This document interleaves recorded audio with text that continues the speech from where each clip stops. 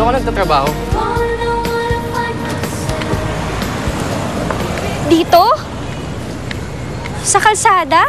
Sira, di sa kalsada. Sa parkingan. Parking boy ako. Parking boy?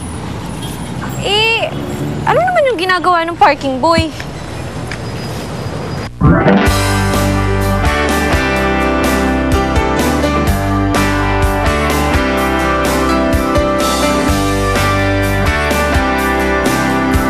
Oo na, Jenna. Ang dali lang, di ba? Sa kadalasan, 5 piso ang makakuha mo sa bawat matulungan mong kotse. Bale, kung naka-20 sasakyan ka, edi 100 na yun. Okay, di ba? Pwede? Pasensya na. Hindi ko lang alam kung trabaho na madali ng pasukan eh. Pwedeng-pwede na to. Papatulan ko na. Eh, walang-wala na kami ni inay eh. Saka, ang importante naman, magkapera ako at makaipon. Para naman, may pamasahe ako at saka pambaon pag naganapan ako ng trabaho. So, ano pang hinihintay natin? Trabaho na tayo.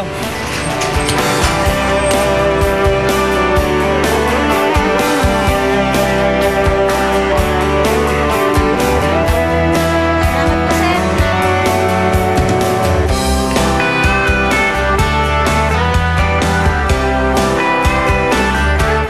Ayos ah!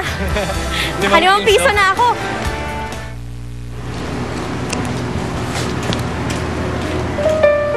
Sa 23. Ito na ata.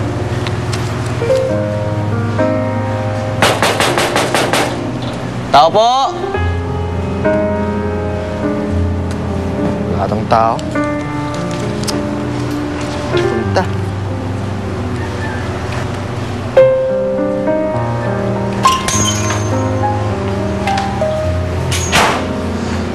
Ano yon? Oh! Tek! Pare, ano kamusta? Dito ka pala. Oh, long time no see ah. Oo. Oh, Oo nga eh. Pare. Hanip!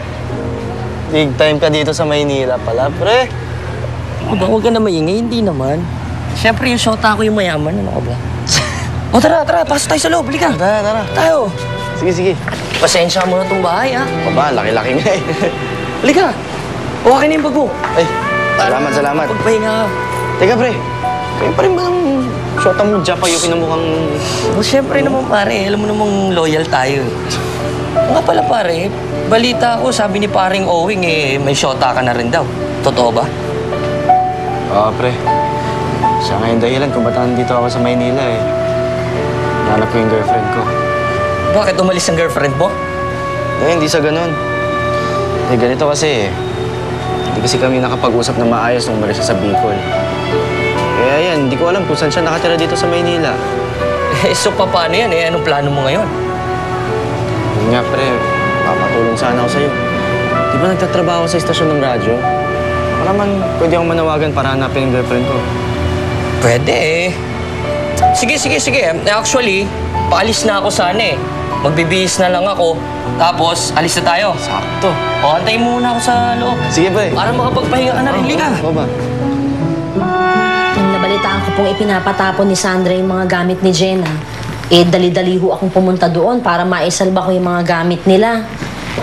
Eh bilang kayo naman po ang pamilya ng bata, sa inyo ko na ho inihahabilin yung mga gamit na yan.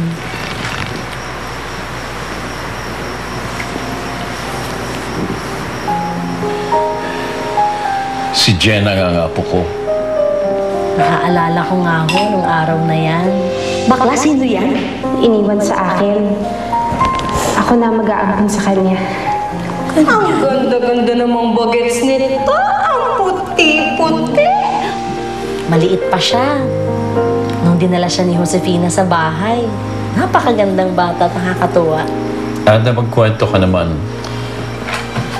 Ano ang naging buhay ni Jenna habang nagdadalaga siya? Naku sir, pinalaki po siya ng maayos ng Maring Josefina ko. Pinalaki siyang magalang, masipag, mabait na bata, may takot sa Diyos. At may isang pangarap nga yung batang yan eh. Gusto lang niyang maging isang chef ng isang restaurant. Ang laki pala ng utang na loob ko sa iyo dahil kayo nag-alaga sa apo ko.